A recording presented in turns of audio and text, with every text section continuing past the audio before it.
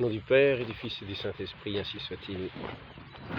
Alors aujourd'hui, je voudrais vous annoncer une bonne nouvelle. Vraiment, le Christ est ressuscité. Donc, notre Seigneur Jésus-Christ, qui avait été attaché à la croix, cloué à la croix, de façon ignominieuse par les hommes, dans des accusations les plus ignominieuses les unes que les autres, au plus grand déshonneur de Dieu. Le Christ avait été crucifié, avait été traité plus bas que le dernier des hommes. Il a été mis comme un brigand. Il a été cloué sur une croix et il est mort sur cette croix. Il a percé le côté. Au niveau du cœur. Ainsi s'est écoulé cette eau et ce sang. Il a donné tout entier par amour. Non seulement pour nous, non seulement, mais même pour ses bourreaux. Car il a pardonné sur la croix. Lui qui est Dieu, Verbe éternel, il s'est laissé mettre en croix, laissé traiter de démon, d'une certaine manière, d'ivrogne. Quelqu'un qui, à l'inverse de Saint Jean-Baptiste, et lui était dans ce désert ascétique, participait à des banquets avec les pharisiens, ne respectait pas le sabbat. Qui était cet homme? Ce séducteur, comme un séducteur. Les Juifs l'ont fait mettre à mort.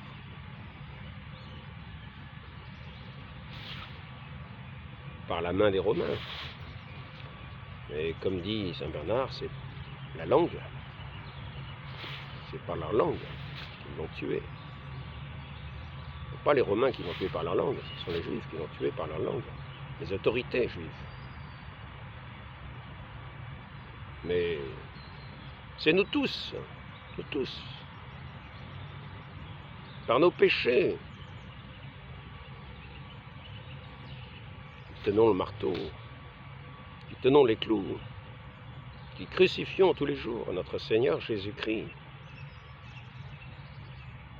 qui le bafouons, qui lui crachons dessus,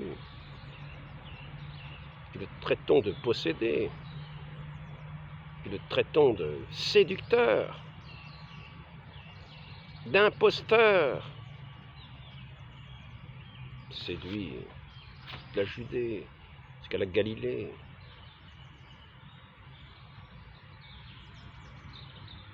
Notre Seigneur a été durement traité par les hommes qui voulaient souvent se justifier, au mépris de celui qu'ils voyaient devant eux, justifier leur position, au mépris de celui qu'ils voyaient devant eux, qui avait opéré tant de miracles, et on disait qu'il était possédé de Satan, que c'était par Satan qu'il faisait ces miracles.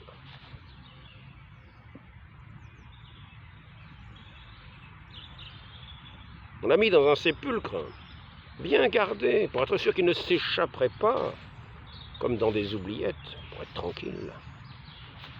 Pour que ce séducteur,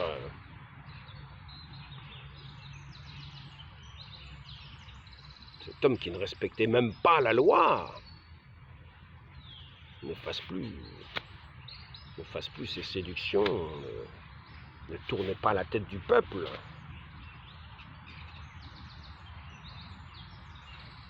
Avec tous ces tours de magie. Magicien. Ainsi notre Seigneur et la lumière du monde s'est retrouvé face à des docteurs bien du monde,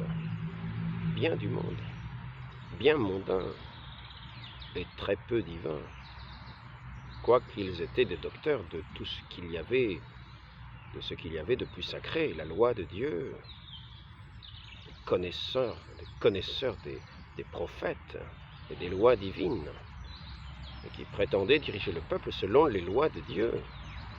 Et ce sont eux qui ont fait mettre en croix le Messie annoncé. Le Messie annoncé.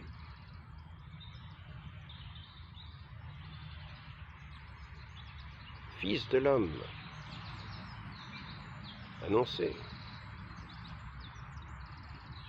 Le Fils unique de Dieu.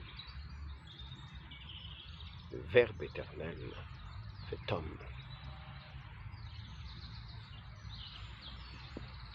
Il y a moyen de se poser des questions quant à notre capacité à discerner. Parce que nous voyons que ceux qui étaient tenus pour les grands docteurs de la loi, les hommes de Dieu, qui devaient être sans doute animés, pourrait-on penser, de cet Esprit de Dieu. Cet Esprit de Dieu qui, du temps de Moïse, descendait dans la tente de la rencontre et éclairait le visage de Moïse qui rayonnait de sa présence.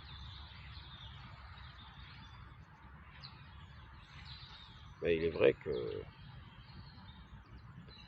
je préférais que ce soit Moïse qui voit Dieu et nous en préserver.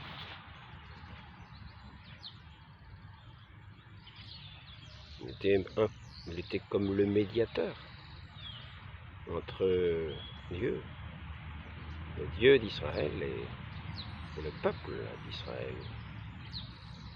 Là, nous avons ce médiateur qui a, Moïse, ouvert la mer Rouge. C'est Dieu qui a ouvert la mer Rouge. À l'action de Moïse, quand il a présenté son bâton, levé son bâton devant cette mer, les eaux se sont ouvertes et le peuple a pu passer sur cette terre promise.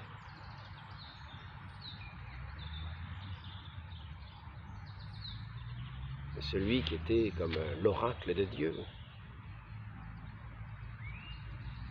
qui était l'oracle de Dieu,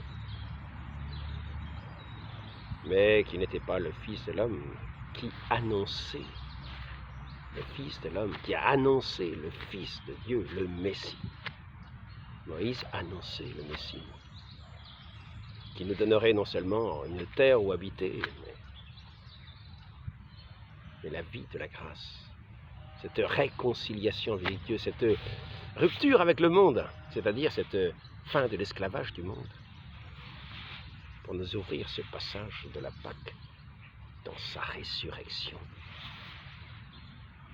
Le Christ est ressuscité. Il nous a ouvert ce chemin, il est le chemin, il nous a ouvert ce chemin de la vie. Le Christ est présent.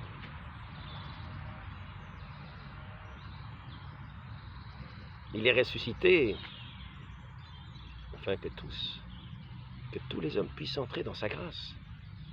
Notre Seigneur qui a été mis au tombeau qui était scellé, gardé par ces gardes juifs,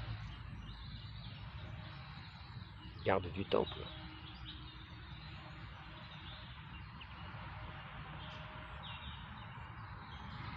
Est sorti du tombeau.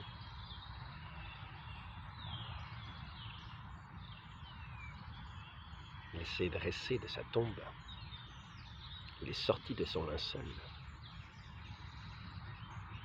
Le linceul était laissé dans la tombe dont nous avons aujourd'hui les reliques. Nous avons ce linceul en notre possession. Un linceul où il y a toute la trace, toutes les marques de la passion du Christ sont inscrites comme une mémoire devant nos yeux. C'est de cette mort inscrite sur ce linceul, que notre Seigneur est ressuscité. Lui, le premier-né d'entre les morts, afin de nous donner cette grande nouvelle merveilleuse de cet homme-Dieu qui s'est levé d'entre les morts, qui a surgi du tombeau,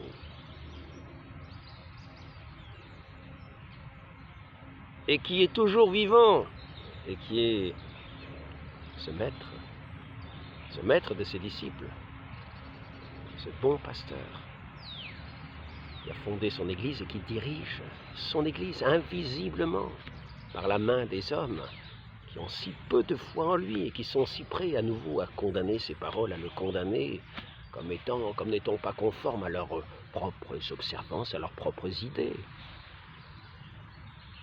Et ils passeront cela à côté de la résurrection, ils resteront comme endormis devant le tombeau. Mais notre Seigneur est ressuscité. Il est vivant parmi nous. Il nous donne son esprit. Il nous guide, il nous conduit. Lui, le Verbe éternel, le Fils unique du Père. Il est ressuscité dans son corps.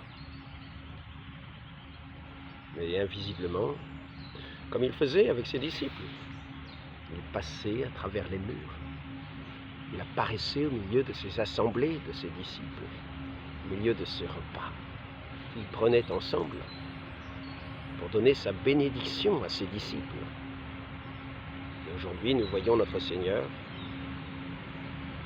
Les murs des églises ne sont pas clos, et notre Seigneur se rend présent. Lui qui est ressuscité, il se rend présent. Il se rend présent sous la forme des espèces de ce pain que nous voyons entre les mains du prêtre.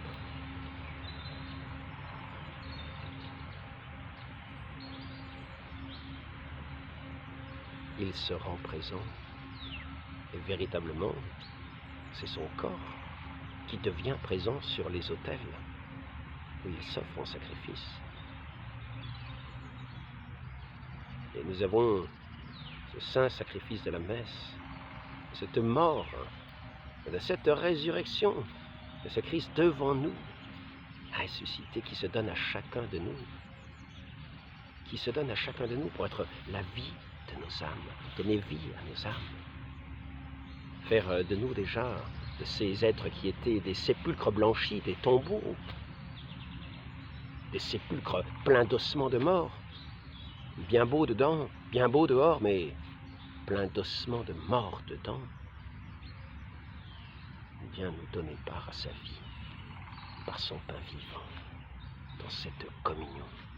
Nous allons le recevoir avec foi, avec humilité, avec ferveur, avec action de grâce, pour nous unir à lui, lui qui se rend présent à nous. Il se rend présent à nous, il s'est rendu présent à notre humanité, ce Dieu qui est ressuscité maintenant, qui est présent dans le monde. Il est présent dans tout l'univers, mais il se rend particulièrement présent et il agit, il est agissant. Et lorsqu'il se livre pour nous, dans cette sainte hostie, entre les mains du prêtre, pour être donné aux hommes en nourriture, il vient donner, restaurer nos âmes, donner force à nos âmes, donner vie à nos âmes, nous ressusciter, faire de ces sépulcres blanchis, souvent à l'extérieur, pleins d'ossements de mort. Il vient non seulement pardonner nos péchés, balayer tous ces ossements de mort, mais vient se donner lui-même à nous, être notre résurrection, et faire de nous, de ces sépulcres blanchis, des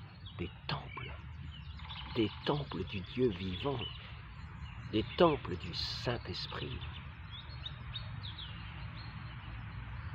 où brille sa lumière, où éclaire sa lumière, où jaillit sa lumière.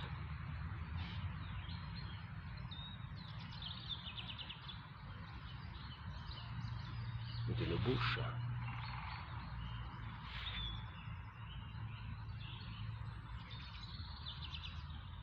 Des propagateurs de sa parole.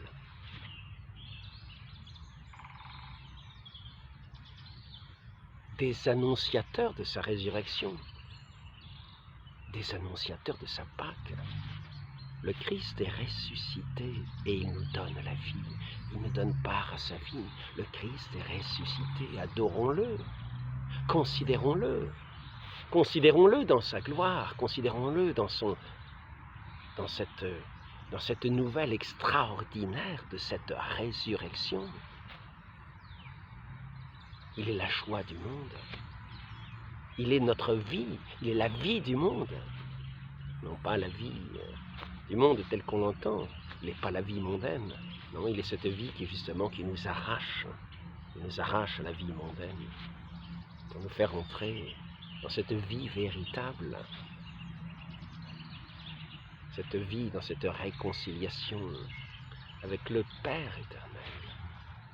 Cette communication avec le Père éternel. Ce Christ qui s'est fait présent à nous.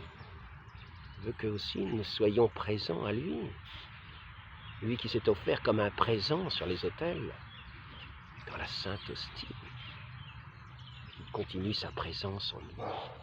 Il veut aussi que nous-mêmes, nous devenions à son imitation, présents, non seulement à lui, dans cet échange d'amour, vie pour vie, 100%.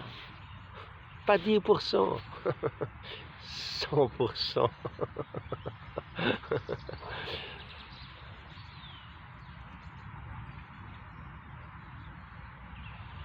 Et il veut aussi que nous soyons présents de cette même manière à nos frères, comme ceux qui venons annoncer cette résurrection.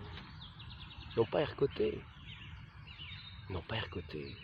mais considérons véritablement la résurrection de notre Seigneur, qui est le cœur de notre foi, qui est notre foi.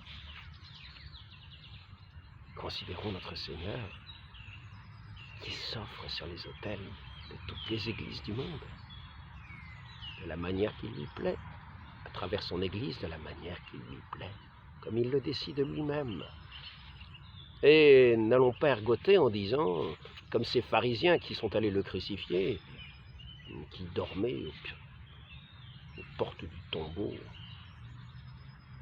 comme des morts, qui sont restés près du linceul, pendant que le Christ s'était levé du tombeau, était sorti du tombeau dans toute sa lumière, dans toute sa splendeur.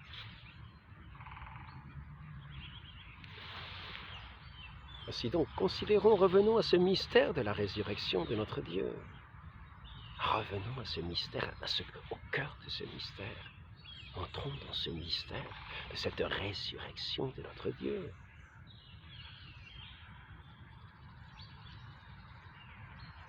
Qui dira que celui qui n'entre pas dans ce mystère de la résurrection n'est pas catholique, n'a pas la foi?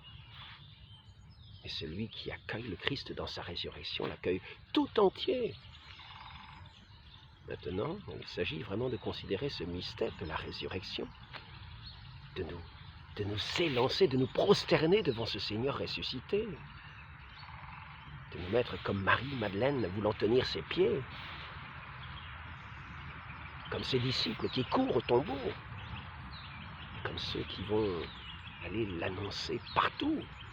Ce Christ ressuscité présent à leur côté et qui va agir dans tous les miracles qu'ils vont opérer. Dans cette présence qu'ils vont offrir au monde, c'est le Christ qui se rend présent au monde pour le salut du monde. Et l'Église est ce corps qui vit de cette résurrection de notre Seigneur. Non pas un sépulcre blanchi à l'extérieur et plein d'ossements de mort dedans, non, mais ce temple vivant de cette vie nouvelle, de cette résurrection de notre Seigneur qui vient habiter son temple et qui vient habiter le cœur de tous les fidèles. Nous n'allons pas chercher midi à 14h et nous perdre dans quantité de lois. Prosternons-nous en adoration devant notre Seigneur, devant notre Christ ressuscité, qui nous a unis à lui dans un seul corps, qui est son Église.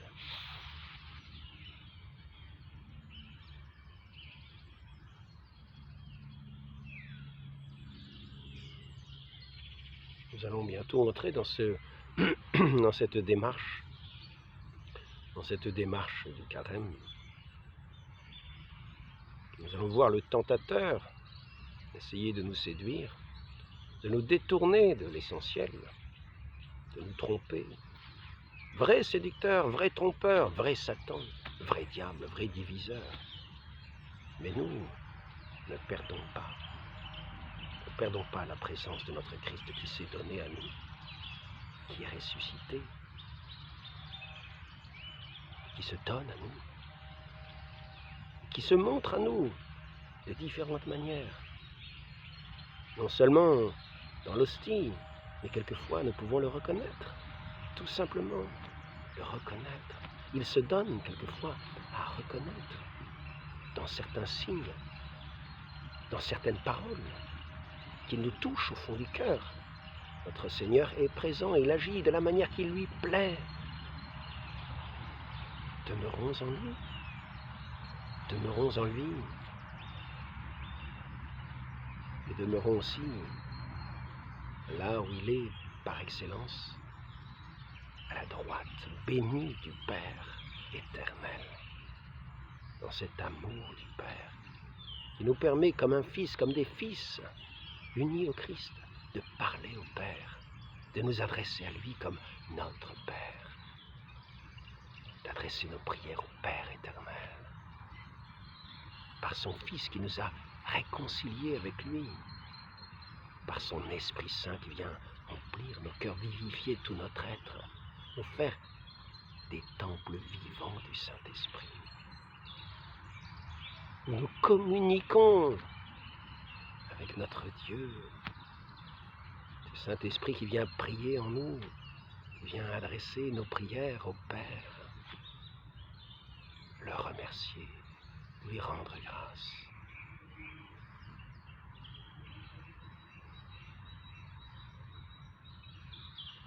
De vivre de cet amour que le Père nous donne dans son Fils.